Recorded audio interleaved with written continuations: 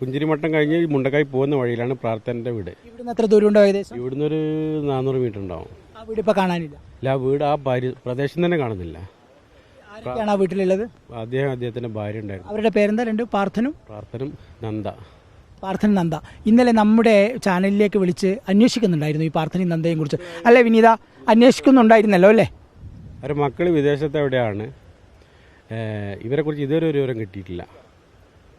Missing ആണ്. അവരോട് കൂടിയുള്ള ഒരു മറുപടിയാണ്. അവരടുത്ത് അറിയാവുന്ന ആൾ കൂടിയാണ് അബ്ദുൽ കലാം. നിങ്ങൾ വേറെ ഒരുപാട് പേരുടെ പേര് പറഞ്ഞിരുന്നല്ലോ, ഒന്ന് ആവർത്തിക്കാമോ? അത് ഇവിടെ കാണാതായ, ഇവിടെ നിങ്ങൾക്ക് അറിയാവുന്നവർ?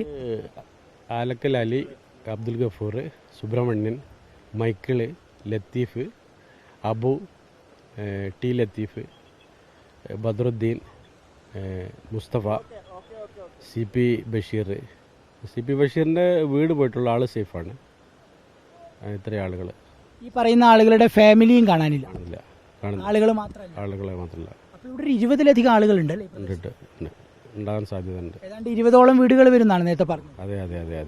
അങ്ങനെയാണെങ്കിൽ എണ്ണ ഒരുപാട്. ഇവിടുന്ന് രക്ഷപ്പെട്ടു പോയവരാണെങ്കിൽ ആളുകൾ അതിൽ കൂടുതലുണ്ടാവും.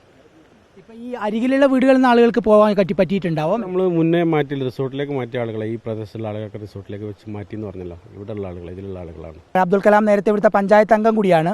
ഈ പ്രദേശത്ത് നല്ല ബന്ധമുള്ള ആളാണ്. പ്രാർത്ഥനയെക്കുറിച്ച് നേരത്തെയും അബ്ദുൽ കലാം നമ്മളോട് സംസാരിച്ചിരുന്നു. എന്താണ് അവരുടെ മക്കൾ അന്വേഷിക്കുന്നുണ്ട്, എന്താണ് അവരോട് പറയാനുള്ളത്? നമ്മളും പ്രതീക്ഷയോട് അന്വേഷിക്കുന്നുണ്ട്, അത്രേ ഇപ്പോൾ പറയാൻ പറ്റുന്നുള്ളൂ. നമുക്ക് ഈ ഒരു അവസ്ഥ കണ്ടില്ലേ, നമ്മൾ തിരയുന്നുണ്ട്, ഇതുവരെ ഒരു വിവരം കിട്ടിയിട്ടില്ല.